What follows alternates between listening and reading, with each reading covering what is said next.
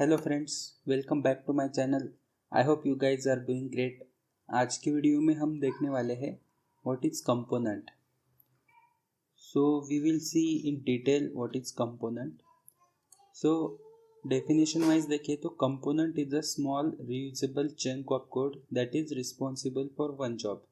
Component एक small piece of code होता है जो एक स्पेसिफिक जॉब के लिए रिस्पॉन्सिबल होता है, ठीक है। And the term component and the react component and component instance all are same। मतलब component को हम react component भी बोलते हैं and component instance भी बोलते हैं, ठीक है। so with the help of component we can divide our UI in small part।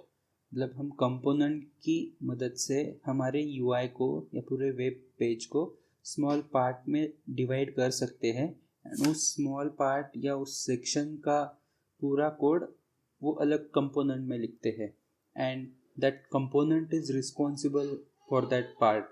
Okay, so ऐसे करके हम मल्टीपल कंपोनेंट बना के एक वेब पेज हमारा क्रिएट होता है, ठीक है। So there are two types of components in React. One is class component and functional component. So we will see both in detail. So पहले हम फंक्शनल कंपोनेंट देखते हैं। तो ये हम VS कोड में आ गए। लास्ट वीडियो में हमने देखा था कि JSX क्या होता है, जो कंपोनेंट में हम JSX लिखते हैं। So for this is the JSX। So अभी इस वीडियो में पूरा कंपोनेंट कैसे लिखते हैं, how can we create it and use it, पूरा डिटेल देखेंगे, ठीक है। सो ये जो दिख रहा है app.js, ये हमारा कंपोनेंट है, इसको हम कंपोनेंट बोलते हैं। सो कंपोनेंट नॉर्मली जावास्क्रिप्ट का फंक्शन ही होता है। नॉर्मल अपने जावास्क्रिप्ट के जो फंक्शन होते हैं सेम फंक्शन होता है एंड उसमें से हम JSX रिटर्न करते हैं, ठीक है। जैसे यहाँ से ये JSX रिटर्न किया है जो कि HTML होता है हमारा। ओके, सो ये कंपोनेंट में जो भी डिपेंडेंसीज है ये कंपोनेंट की, मतलब ये कंपोनेंट के लिए जो भी चीज़ों की ज़रूरत है इसको हम ऊपर यहाँ से इंपोर्ट करते हैं बाय राइटिंग इंपोर्ट एंड उस फाइल का नेम, ठीक है। सो ये सारे इंपोर्ट करने के बाद यहाँ पे function means normal function JavaScript का जैसे लिखते हैं हम, similarly we write here and उसमें से जो भी HTML जिसको हम यहाँ पे JSX बोलते हैं वो रिटर्न करते हैं। एंड एट द लास्ट हमें जो भी कंपोनेंट है, जो भी फंक्शन है हमारा, इसको एक्सपोर्ट करना होता है बिकॉज हमें ये कंपोनेंट और जगहों पे भी यूज़ करना है, इसीलिए हम इस फाइल को एक्सपोर्ट कर रहे हैं यहाँ से। सो एक्सपोर्ट डिफ़ॉल्ट ऐप, तो ऐसे करके ये कंपोनेंट हम कहीं पे भी यूज़ कर सकते हैं। Okay, for now let's remove some code from here. कुछ कोड रिमूव कर देते हैं and if we see in UI तो हमें ये ब्लैंक पेज दिखेगा, ठीक है।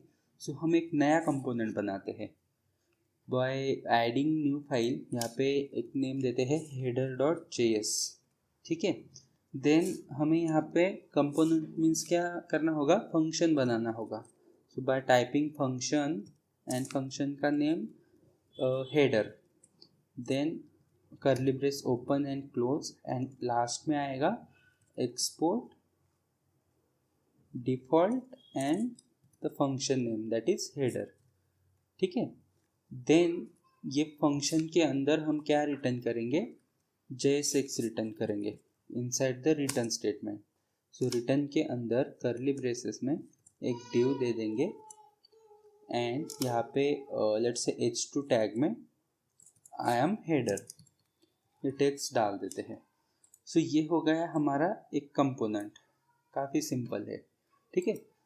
सो ये फंक्शन हम ES6 के फीचर से भी लिख सकते हैं for typing const header equal to an arrow function, ठीक है। सो इस तरीके से भी इस फंक्शन को हम लिख सकते हैं।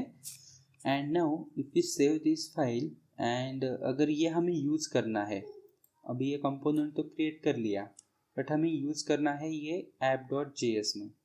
सो कैसे करेंगे, यहाँ पे यूज़ करना है तो हम क्या करेंगे, जैसे टैग लिखते हैं हम कोई भी, वैसे ही टैग का ओपन करेंगे एंड हेडर और उसको इंपोर्ट कर लेंगे। यहाँ पे इंपोर्ट हेडर फ्रॉम हेडर, ये हेडर फाइल में से हम इसको इंपोर्ट कर रहे हैं, इसको क्लोज करना पड़ेगा। जैसे टैग क्लोज करते हैं वैसे कंपोनेंट को भी क्लोज करना होता है। So if we save this file now, तो यहाँ पे आई एम हेडर प्रिंट हो गया। ठीक है, सो ऐसे हम मल्टीपल कंपोनेंट बना के दूसरे कंपोनेंट्स में इंपोर्ट कर सकते हैं। ओके, सो अभी इस केस में हमारा app.js ये पेरेंट कंपोनेंट हो गया एंड हेडर ये हमारा चाइल्ड कंपोनेंट हो गया। ओके, बिकॉज हमने हेडर को app.js में यूज़ किया है। नाउ ये हेडर कंपोनेंट को हमने देखा था कि we can create reusable component. So ये कंपोनेंट हम जहाँ चाहे जितनी बार चाहे उतनी बार यूज़ कर सकते हैं। तो यहाँ पे मैंने multiple times same component use किया, तो सेम आउटपुट हमें मल्टीपल टाइम्स मिलेगा। ठीक है, देयर आर वन रूल कि जो कंपोनेंट का नेम है वो हमेशा फर्स्ट लेटर कैपिटल ही होना चाहिए, बिकॉज ये जहाँ पे भी यूज करेंगे उस कंपोनेंट को, अगर वो स्मॉल लेटर रहा फर्स्ट लेटर, देन ये एज अ टैग कंसिडर होगा। ओके, सो दिस इसलिए जब भी कंपोनेंट क्रिएट करेंगे तो कैपिटल लेटर के साथ ही करेंगे। सो ये एक रूल याद रखना। नाउ हमने देखा कि फंक्शनल कंपोनेंट कैसे क्रिएट करते हैं, उसको कैसे यूज करते हैं। अभी हम क्लास कंपोनेंट देखते हैं। So class component, let's comment out this code. Class component लिखते हैं यहाँ पे by typing class then component का नेम। यहाँ पे कंपोनेंट नेम डालेंगे हेडर और एक्सटेंड कंपोनेंट। सो क्लास लिखते, क्लास कंपोनेंट क्रिएट करते टाइम हमें कंपोनेंट को एक्सटेंड करना होता है। ठीक है, एंड ये कंपोनेंट को इंपोर्ट भी करना पड़ेगा, इंपोर्ट कंपोनेंट फ्रॉम रिएक्ट। सो ये इस कंपोनेंट का डिपेंडेंसी हो गया, इसको इंपोर्ट कर लिया।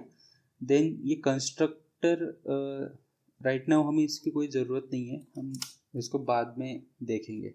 ठीक है, देन क्लास कंपोनेंट में render method is a mandatory, means जो भी हम फंक्शन में रेंडर नहीं लिख रहे थे, जो भी JSX था हमारा, वो हम डायरेक्टली रिटर्न के अंदर लिख रहे थे। बट क्लास कंपोनेंट में हमें रेंडर मेथड के अंदर रिटर्न करना होता है। ठीक है, सो इस रेंडर मेथड में एक रिटर्न स्टेटमेंट में सिमिलरली हम यहाँ पे डिव देंगे एंड उस डिव में जो भी हमारा HTML है वो लिखेंगे, लाइक आई एम हेडर।